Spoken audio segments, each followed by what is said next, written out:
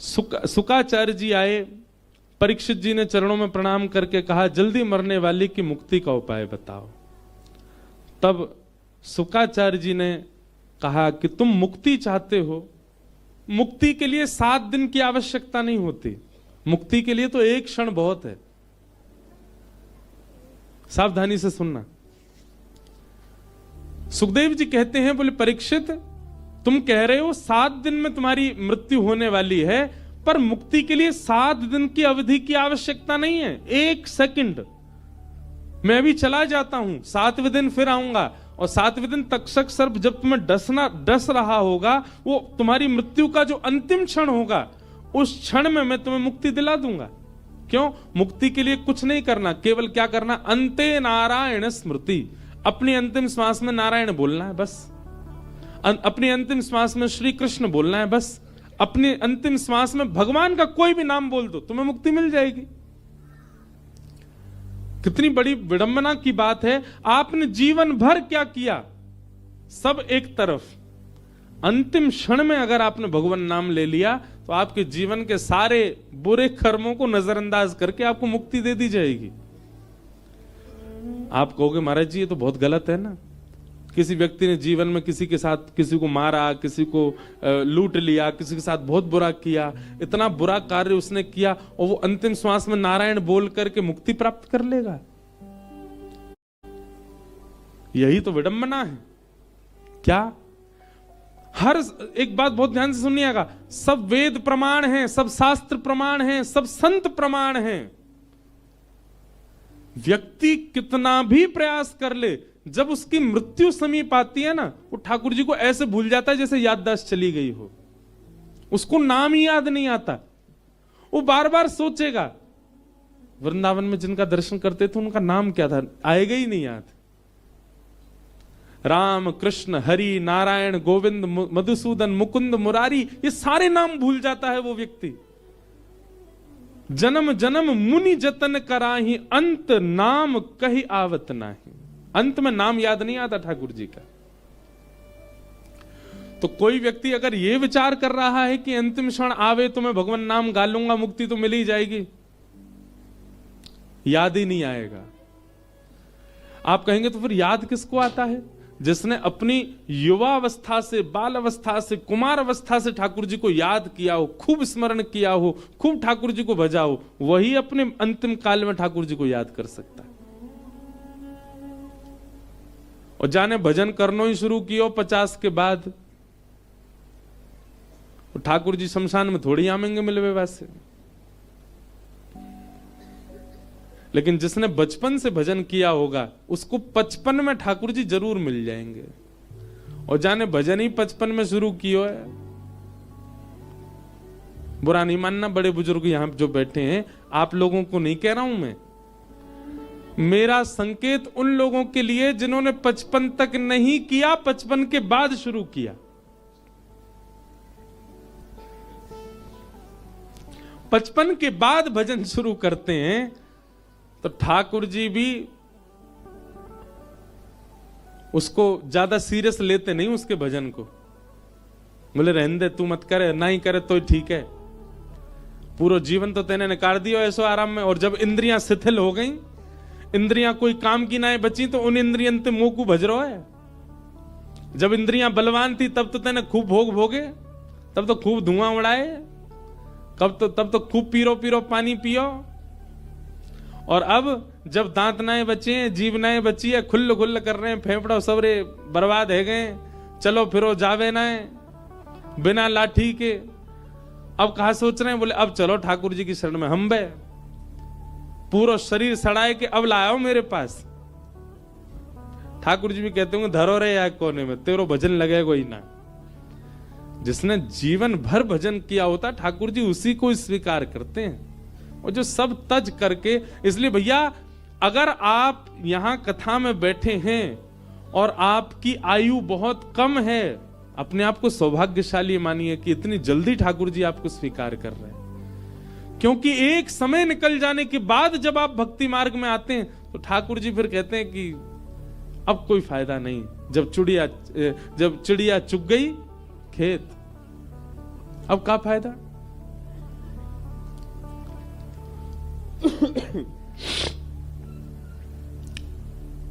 परीक्षित, मुक्ति के लिए अंतिम क्षण काफी है, तुम्हारे पास तो 7 दिन बचे हैं। परीक्षित बोले तो मुझे क्या करना चाहिए, इन 7 दिनों को मैं कैसे अपने जीवन का सार्थक बनाऊं? तब शुक्राचार्य जी कहते हैं, परीक्षित, मुक्ति तो राक्षसों को भी मिल जाती है, मुक्ति तो दुष्टों को भी मिलती है, मुक्ति तो उनको मिलती है जो ठाकुर जी के द्वारा मारे जाते हैं। तुम भक्त हो, हम भक्त हैं, हम भक्तों को मुक्ति की कामना नहीं होती, हम तो भक्ति मांगते हैं। परीक्षित जी महाराज कहने लगे, मुक्ति भक्ति में अंतर क्या है? बोले, मुक्ति का मतलब होता है शरीर त्यागने के बाद, मृत्यु के बाद भगवान का जब दर्शन होता है उसको मुक्ति कहते हैं। और भक्ति किसे कहते हैं? बोले, शरीर में रहते हुए जीवित अवस्था में जब भगवान का दर्शन होता है उसको भक्ति कहते हैं। मुक्ति की कामना मत करो, भक्ति की कामना करो। तुम्हारे पास 7 दिन बचे हैं, इन 7 दिनों में तुम भक्ति का मार्ग चुनो ताकि मृत्यु होने से पहले ही तुमको ठाकुर जी दिखें। ये गलत कॉन्सेप्ट है कि मुक्ति मिलेगी वैकुंठ में तब भगवान के दर्शन होंगे। नहीं, हम अपनी भक्ति से अभी दर्शन करेंगे। मीराबाई के भैया का नाम पता है आपको? मीराबाई के एक भाई थे, उनका नाम था जयमल। क्या नाम था? जयमल। जयमल जी का चरित्र बहुत सुंदर है। वे चतुर्भुज भगवान के उपासक थे और वो कम से कम 4 घंटे बैठ करके अपने ठाकुर जी की आराधना करते थे। बहुत ध्यान से सुनिएगा। जयमल जी का नियम था, वो जितनी देर अपने ठाकुर जी की आराधना करते थे उतनी देर के लिए उन्होंने अपने पूरे शासन प्रशासन और सब सेनापति मंत्री सबको कह रखा था, इन 4 घंटों में ब्रह्मा भी आ जाए मेरे पास कोई नहीं आएगा। केवल उनकी जन्मदात्री मां को अधिकार था उनके पास जाने का, बाकी 4 घंटे में चाहे पूरा राज्य लुट रहा हो तो भी जयमल को कोई जाके बोल नहीं सकता कि हे राजन आप उठो।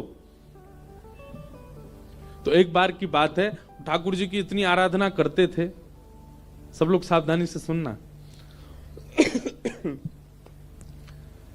एक उनके दुश्मन राजा थे, उनको ये बात पता चली कि दिन भर के ये 4 घंटे ऐसे हैं जिसमें जयमल भक्ति करता है, भजन करता है, और उस समय कोई भी जाकर के जयमल को उठा नहीं सकता।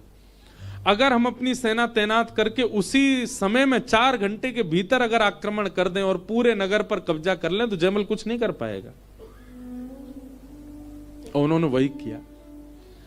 राजा ने रात में ही अपनी पूरी सेना चारों ओर से घेर लिया उस नगर को, और सुबह वो घड़ी प्रारंभ हुई जिस समय जयमल अपने भजन में जाते थे। तो जयमल जी जैसे ही अपने भजन में गए, तुरंत आक्रमण, उनके नगर पर आक्रमण हो गया। और जैसे ही आक्रमण हुआ, अब तो महामंत्री, सेनापति, जितने भी उनके प्रधानमंत्री आदि सब थे, सब लोग घबरा गए, क्या करें? जयमल जी तो अभी भजन में, और अभी तो प्रारंभ हुआ 4 घंटे तक, तो 4 घंटा में तो ये पूरा नगर जला देंगे। सब लोग राजमाता के पास गए। राजमाता से जाकर के कहा कि आप ही कुछ नहीं। बोले, मैं भी जा तो सकती हूं पर बीच भजन में विक्षेप मैं भी नहीं डाल सकती।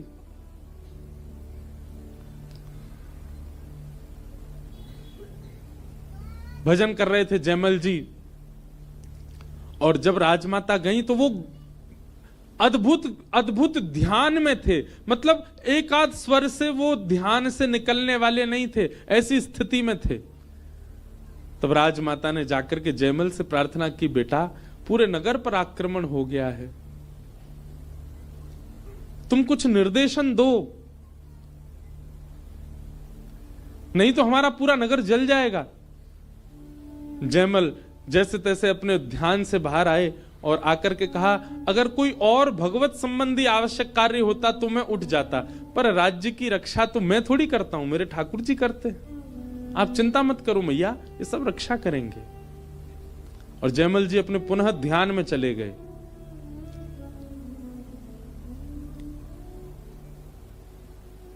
जयमल जी के इस अटूट विश्वास को ठाकुर जी ने देखा कि पूरा नगर घेर लिया है, आक्रमण हो गया है, और इसका विश्वास है कि मैं रक्षा करता हूं। तुरंत महाराज भगवान चतुर्भुज भगवान ने 2 भुज रूप धारण किया, जयमल जी के भांति मुकुट धारण किया, कवच पहन लिया, बिल्कुल श्याम वर्ण के श्री ठाकुर जी एक धुरंधर राजा के रूप में प्रकट हो गए और प्रकट होकर के तुरंत घुड़साल में गए और जयमल का जो घोड़ा था उसी घोड़े पर बैठे और बैठ करके ना जाने कैसे उस महल की अटारी पर ले गए, क्योंकि महल के द्वार बंद थे, सेना लगी थी नीचे कि बाहर की सेना भीतर ना आ जाए। अटारी पर ले गए और अटारी पर जाकर के घोड़े से ऐसी छलांग मारी, छलांग मार करके गए और जाकर के महाराज कोई प्रहार नहीं किया, ना तलवार चलाई ना धनुष बाण चलाए। ठाकुर जी ने केवल बीच सेना में जाकर के, वहां दुश्मन सेना सब देख रही है, अरे ये इकलौता कोई राजा आ रहा है। थोड़ी सी धूल जैसी शांत हुई, ठाकुर जी ने जाके केवल अपनी कटाक्ष नेत्रों से अपने नेत्र घुमा करके पूरी सेना को देख लिया। और जैसे ही ठाकुर जी ने अपने कटाक्ष नेत्रों से देखा, सेना ने ठाकुर जी को देखा, सब खड़े खड़े ही मूर्छित हो गए। और मूर्छित होकर के जैसे देखा कि पूरी सेना मूर्छित हो गई, ठाकुर जी वापस गए और जाकर के मंदिर में व्यवस्थित हो गए। यहां जयमल जी के 4 घंटे की आराधना पूरी हुई। जयमल जी बोले अब तो नगर पूरा जल गया होगा, नष्ट हो गया होगा। मंत्री आदियों से पूछा, हाँ भाई क्या रिपोर्ट? सबने कहा, बोले भगवान आक्रमण तो हुआ पर अभी तक एक भी बाण नहीं चला बाहर से। जयमल जी बोले क्यों?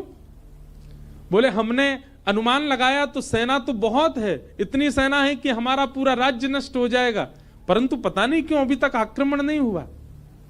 जयमल जी ने अपने कवच आदि पहने, कवच आदि पहन करके अपने घोड़े को बुलवाया तो कहा, अरे महाराज घोड़ा तो बहुत हाँफ रहा है, घोड़े में से सुंदर सुगंधी आ रही है, घोड़े के पैर पूरे कीच कीचड़ और धूल में सने हुए, मानो घोड़ा कहीं गया था।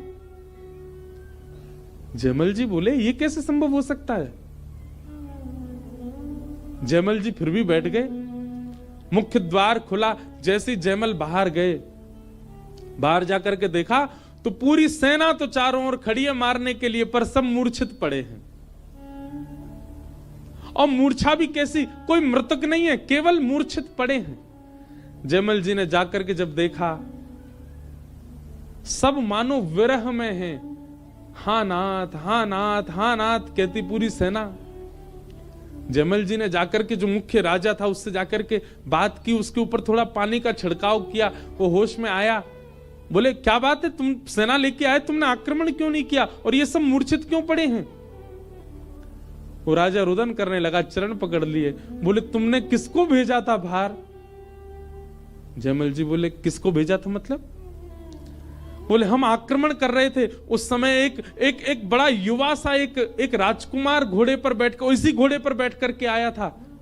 उसके अद्भुत कटाक्ष, उसका रूप लावण्य ऐसा, घुंघराले केश, ऐसी सुगंधी महक रही थी पूरे रणभूमि में। अरे उसका रूप देख करके हम सब न्योछावर हो गए हैं। हम सदा के लिए तुम्हारे दास बने रहेंगे, कभी आक्रमण नहीं करेंगे, सदा तुम्हारे राज्य की सेवा करेंगे, बस हमारी एक मनोकामना पूरी कर दो, मुझे और मेरी पूरी सेना को एक बार फिर से उस राजकुमार का दर्शन करा दो। जयमल जी समझ गए, बोले कि भैया ऐसे रूप के प्रति आसक्ति किसी मानव की नहीं हो सकती, ऐसा रूप किसी मानव का नहीं हो सकता कि पूरी प्रजा ऐसे मोहित हो जाए। जयमल जी दौड़े दौड़े गए और जाकर के जैसे ही चतुर्भुज भगवान को देखा,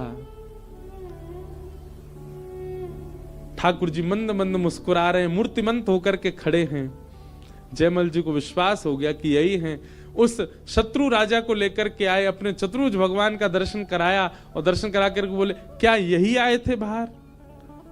उसने जब चतुर्भुज देखे, उसने जब पूरा भेष देखा तब तो उसे विश्वास नहीं हुआ, बोले ये तो नहीं थे, पर जैसे ही मुखमंडल देखा, नेत्रों के कटाक्ष देखे, नासिका देखी, मुस्कान देखी, बोले यही थे, यही नेत्र थे, यही नासिका थी, यही मुस्कान थी, यही संपूर्ण रूप लावणी, यही आए थे बाहर।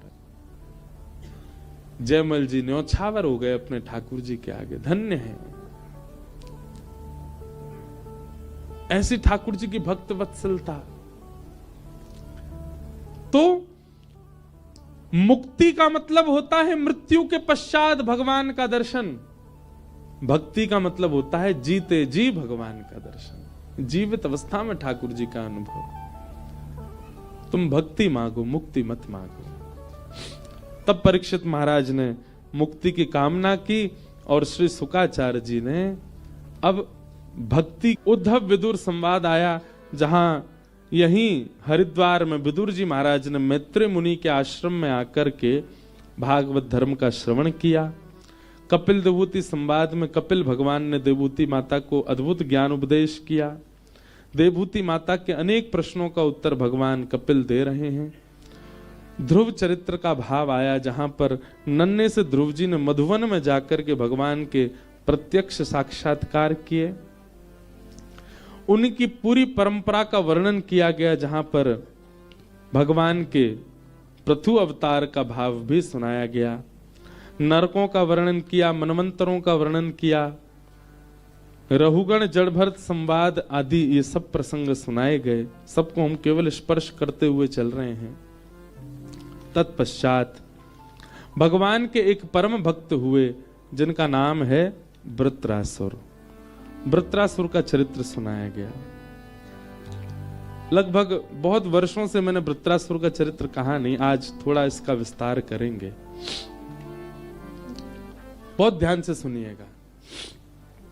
ठाकुर जी का जन्मोत्सव अभी करेंगे हम लोग, पर उससे पहले के जो क्रम है उनको कर लें। एक असुर हुआ जिसका नाम था वृत्रासुर, जिसने भगवान की स्तुति गाकर के ठाकुर जी की मधुर प्राप्ति की। ऐसा कई आचार्यों का मानना है कि वृत्रासुर की जो स्तुति है, इन स्तुति का पालन यदि कोई भक्त अपने जीवन में करे तो भगवत प्राप्ति उसको संभव है। वृत्रासुर का चरित्र थोड़ा सा विस्तार से हम सुनाएं, क्योंकि कई कथाएं इसमें आती हैं। देवताओं के एक गुरु थे, उनका नाम था बृहस्पति। देवताओं के गुरु का नाम है बृहस्पति। बहुत ध्यान से सुनिएगा, बहुत अच्छी कथा है। तो एक बार की बात है कि देवता कुछ आयोजन कर रहे थे और उसमें सब लोग नाच रहे थे, गा रहे थे, उत्सव मना रहे। तभी बृहस्पति का आगमन हो गया स्वर्ग में। सब लोग इधर देखो, बहुत ध्यान से सुनो। इंद्र यानी कि देवताओं के राजा ने बृहस्पति को आते हुए देख लिया, और बृहस्पति को आते देख उनके मन में आया कि अब ये गुरुजी और आ गए यहां पे, अब हम लोगों को इनका सम्मान करना पड़ेगा, इनके लिए आसन लगाना पड़ेगा। नाच गा रहे थे, थोड़ा सभ्यता रखनी पड़ेगी। गुरुजी भी कभी भी आ जाते हैं। अब इंद्र के मन में जब ये भाव आया अपने गुरु के प्रति, तो बृहस्पति को ये बात समझ आ गई कि इंद्र मेरी उपस्थिति से प्रसन्न नहीं है। तो बृहस्पति बोले, मुझे कौन सी गरज पड़ी इनका गुरु बनने में। बृहस्पति जी ने अपने गुरु पद से त्याग कर दिया और श्री बृहस्पति जी अंतर ध्यान हो गए। बंधुओं, एक बात बताएं आपको, ठाकुर जी के प्रति आपके मन में यदि कभी ऐसा भाव आ जाए, दुर्भाव आ जाए, वह आपको इतना दंडित नहीं, कि ठाकुर जी दंडित करेंगे ही नहीं, पर यदि आचार्यों के प्रति, गुरुओं के प्रति, वैष्णवों के प्रति यदि आपके मन में दुर्भाव आ जाता है, ठाकुर जी कभी क्षमा करते नहीं फिर। इसलिए एक चीज का बहुत ध्यान रखा कीजिए कि आपसे कभी वैष्णव अपराध ना बने। भगवत अपराध बन जाए कोई दिक्कत नहीं। ठाकुर जी, कई लोग पूछते हैं, महाराज जी स्नान करते करते हमारे हाथ से फिसल गए, ठाकुर जी हमसे नाराज है? नहीं। कई माताओं के छोटे छोटे बालक होते हैं, वो नहाते नहाते गिर जाते हैं। हर माता का एक बालक कभी ना कभी तो बिस्तर से भी गिरा होगा, कभी हाथ से भी छूटा होगा। इसका मतलब ये थोड़ी बालक नाराज है। बालक उद्यम इतना मचाता है, गिर जाता है। तो ठाकुर जी अगर कभी हाथ से गिर जाएं, कभी कुछ, उसमें ठाकुर जी नाराज है ऐसी बात नहीं। और कभी अगर ठाकुर जी कहीं से खंडित हो जाएं, उसका एक भाव माना जाता है कि आपने ठाकुर जी को पाषाण माना था, इसलिए ठाकुर जी खंडित हो गए। अब ठाकुर जी कह रहे हैं दोबारा मेरी सेवा लाओ, दूसरी सेवा लाओ, और अब की बार पाषाण मत मानना। प्रत्यक्ष मेरे प्रति ये भाव रखना कि मैं प्रत्यक्ष हूं, कभी खंडित नहीं हो सकते ठाकुर जी। तो एक बात और है, अगर आप ठाकुर जी को पाषाण मानते हैं ना, तो ठाकुर जी ऐसी स्थिति बनाएंगे कि वो आपके हाथ से गिरें। अगर आप उनको प्रत्यक्ष मानोगे तो कभी ठाकुर जी आप पकड़ोगे ही ऐसे, आप बैठाओगे ही ऐसे, आप सेवा ही ऐसे करोगे कि वो प्रत्यक्ष हैं, कभी छूट ही नहीं सकते हाथ से। पर इसमें भी ये नहीं मानना चाहिए कि ठाकुर जी आपसे नाराज हैं। लेकिन किसी ब्रजवासी के प्रति, किसी तीर्थवासी के प्रति, किसी तिलकधारी के प्रति, किसी जटाधारी के प्रति, किसी वस्त्रधारी के प्रति, किसी वैष्णव के प्रति, भले ही वो व्यक्ति कैसा भी है, पर फिर भी उसके प्रति आपके मन में कुभाव उत्पन्न हो रहा है, ये वैष्णव अपराध जो आप कर रहे हैं, इससे ठाकुर जी नाराज होते हैं। इसलिए कभी वैष्णव अपराध मत करना। बृहस्पति अपने गुरु पदवी का त्याग कर देते हैं, और देवता और दैत्यों के यहां एक नियम चलता है, गुरु जितने बलवान उतने ही ज्यादा बलवान देवता, उतने ही ज्यादा बलवान दैत्य। अब जब गुरु जी चले गए तो फिर दैत्यों का सारा बल चला गया, देवताओं का बल चला गया। और देवताओं का बल जाते ही दैत्यों ने आक्रमण कर दिया स्वर्गलोक पर। देवता मारे मारे फिरने लगे, कहां जाएं, क्या करें, हमारे गुरु जी तो है नहीं। ब्रह्मा जी के पास गए, ब्रह्मा जी से जाकर के कहा आप कोई उपाय बताओ। तो ब्रह्मा जी ने कहा तुम देवताओं में एक देवता है, उनका नाम है त्वष्टा, और त्वष्टा के पुत्र का नाम है विश्वरूप। यदि आप विश्वरूप को अपना गुरु मान लो तो ये बृहस्पति के समान है, ये तुम्हारा बल बढ़ा देंगे। बहुत ध्यान से सुनना। विश्वरूप को गुरु बनाया, और विश्वरूप को गुरु बनाने के बाद जब उनकी आराधना करने लगे, विश्वरूप की जो माता जी थी वो दैत्यों की बहन थी। तो कहीं ना कहीं दैत्य विश्वरूप के कौन हुए? मामा। तो देवताओं के गुरु विश्वरूप और विश्वरूप के मामा दैत्य, मतलब देवताओं के शत्रु। तो विश्वरूप कभी कभी अपने मामाओं का भी बल बढ़ाते थे यज्ञ आदि करने में। इंद्र को जब ये बात पता चली तो इंद्र ने क्रोध में आकर के अपने गुरु का सर धड़ से अलग कर दिया।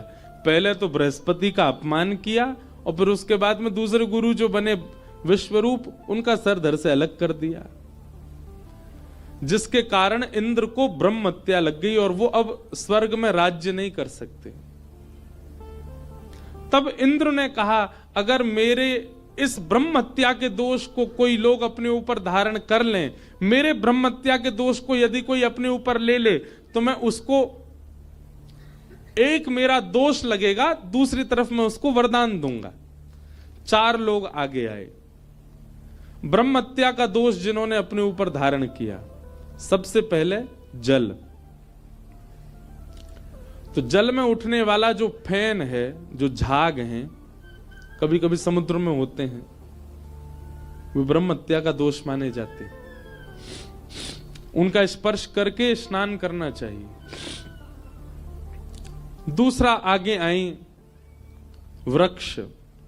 तो वृक्षों से निकलने वाला जो श्वेत तत्व है, कभी कभी पत्ता तोड़ो तो उसमें से कुछ निकलता है, वो ब्रह्म हत्या का दोष है। कभी कभी औषधि के लिए उसका प्रयोग किया जाता, पर उसके बाद भी स्नान आवश्यक है, क्योंकि वो ब्रह्म हत्या का दोष है। तीसरा, उस दोष को धारण किया पृथ्वी ने। तो पृथ्वी के ऊपर जहां पर रक्त वर्ण दिखता है, लाल वर्ण की माटी दिखती है, कभी कभी उसको ब्रह्म हत्या का दोष माना जाता है। और चौथा, ब्रह्म हत्या के दोष को अपने ऊपर धारण किया माताओं ने। इन 4 लोगों ने अपने ऊपर ब्रह्म हत्या के दोष को लिया, जिसके लिए मासिक धर्म होता है। इंद्र ने इन 4 को एक एक वरदान दिया। जल को वरदान दिया कि तुम्हारे बगैर किसी का रूप निरखेगा ही नहीं, कुछ भी बनाने में आपकी आवश्यकता होगी, आपके बगैर किसी का काम नहीं चलेगा, आप सबके रूप को पूर्ण करने में समर्थ रहोगे। वृक्षों को वरदान दिया कि आपको कोई कहीं से भी काट दे, कुछ दिन जल का सिंचन हो जाए तो आप फिर प्रकट हो जाओगे। आप कभी पूर्ण रूपेण जब तक जड़ से ना उखाड़े आप मरोगे नहीं। वृक्षों को कई बार ऊपर से काट दो फिर से निकल आते हैं। पृथ्वी को वरदान दिया कि आप में कोई कितना भी गड्ढा कर दे आप फिर भर जाओगे, अपने आप ही भर जाओगे, आप में गड्ढा रह नहीं सकता। और माताएं बहनों को वरदान तो अद्भुत ही दिया, बोले आप किसी को भी अपने वश में कर सकते हो आपको वश में करने की शक्ति हम प्रदान करते हैं। जब तक बालिका होती हैं तब तक पिता को वश में कर लेती हैं, पिताजी ये चाहिए वो चाहिए, ये खाना वो खाना सब। जब ब्याह हो जाता है तो पति वश में रहता, और जब पुत्र जन्म ले तो पुत्र वश में रहता है। सब इनके वश में रहते हैं, ये इंद्र का वरदान है इनको। इंद्र पुनः राजा बन गए क्योंकि उनके ब्रह्मत्या के दोष को 4 लोगों ने ले लिया।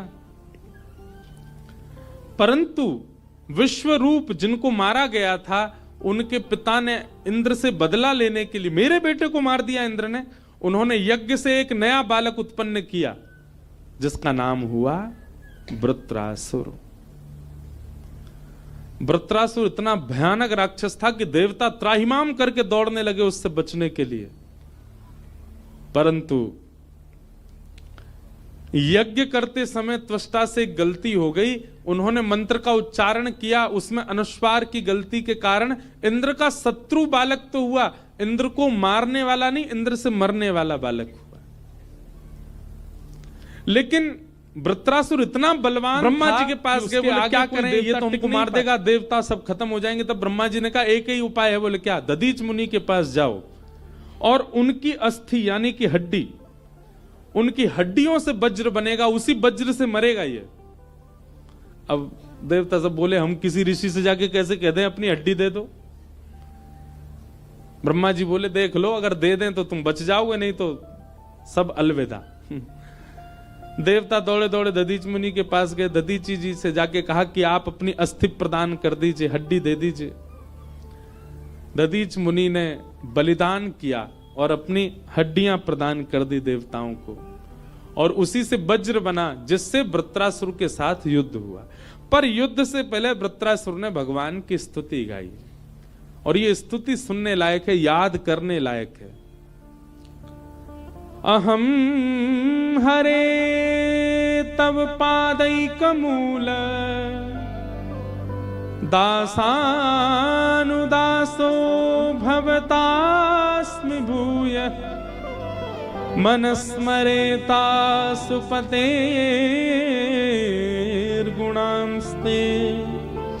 गृणीतवा कर्म करोतु कायः न नाकपृष्ठं न च पारमेष्ठं न सार्वभौमं न रसाधिपत्यं न योगसिद्धिरपुनर्भवं वा समञ्जसत्वा विरहैकाङ्क्षे अजातपक्ष इव मातरं खग स्तन्यं यथा वत्सतराच्छुदार्था प्रियं प्रियैव विषितं विषण्णा मनोरविंदाक्ष दृदिक्षते त्वाम्। ये 3 श्लोक हैं, बहुत ध्यान से सुनिएगा। हम इन तीनों का व्याख्या करें फिर सीधे कृष्ण जन्म की ओर चलेंगे। वृत्रासुर कह रहे हैं सबसे पहली बात, इंद्र जैसे ही मारने के लिए आया, वृत्रासुर बोले रुक जाओ, पहले मैं अपना काम कर लूं, भगवान की स्तुति गा लूं, फिर मुझे मार देना। तो वृत्रासुर भगवान से कहता, हे नाथ मुझ पर एक कृपा कर दो। क्या?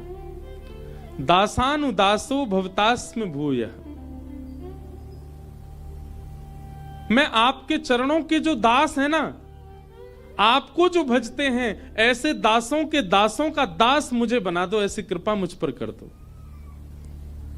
मैं आपका दास ना बनूं, आपके दासों के दासों का दास बन जाऊं, ऐसा अनुग्रह मेरे ऊपर कर दो नाथ। ठाकुर जी सुनकर के थोड़े चौंक गए, बोले इसने सीधे मेरे चरणों की प्राप्ति नहीं मांगी, दासानुदासो भवतास्म भूया। ठाकुर जी बोले वृत्रासुर तेने मेरे चरण नहीं मांगे, दासानुदास क्यों मांगा, मेरे दासों के दासों का दास क्यों बनेगा। वृत्रासुर कहता है 3-4 बातें हैं इस भाव में। एक भाव वृत्रासुर कहता है नाथ दासों के दासों का दास बनूंगा तो उनसे आपकी सेवा सीखूंगा, थोड़ा और ऊपर जाऊंगा फिर दासों का दास बनूंगा, उनसे आपकी सेवा सीखूंगा, फिर और ऊपर आऊंगा तब दासों का दास बनूंगा, और सेवा सीख करके ऊपर आऊंगा तब आपके दास बनूंगा। इतने दिन दासों के दासों का दास बन करके मैं निपुण हो जाऊंगा सेवा में। मैं सीधे आपकी सेवा में गया और सीधे आते ही मुझसे कोई अपराध बन गया नाथ, वो मैं नहीं चाहता। मैं चाहता हूं पहले मैं दासों का दास बन करके अपने आप को निपुण बना लूं, ताकि आपकी सेवा में जब आऊं तो मुझसे कोई अपराध ना बने। एक बात याद रखिएगा बंधुओं, मैं एक बात कहा करता हूं, लोग बात पूछते हैं हमें श्री जी कैसे मिलेंगी, हमें वृंदावन कैसे मिलेगा, हमें श्याम सुंदर कैसे मिलेंगे, श्री बिहारी जी कृपा कैसी होगी। ध्यान से सुनियो मेरी बात। किसी बालक को यदि किसी कंपनी में जॉब चाहिए तो उसको अपना एक रिज्यूम तैयार करना पड़ता है। उस रिज्यूम में बताना पड़ता है कितने पढ़े हैं, कितनी क्वालिफिकेशन है, कितना एक्सपीरियंस है, लास्ट काम कहां करते थे, वहां कितनी सैलरी मिलती थी, वहां किस तरीके का तुम्हारा काम था, कितने साल का तुम्हारा वहां एक्सपीरियंस रहा। वो सबके बेसिस पर उन सबको देखते हुए फिर तुम्हारा इंटरव्यू होता है, तब तुमको जॉब मिलती है। ठीक वैसे ही एक अपना रिज्यूम तैयार करो।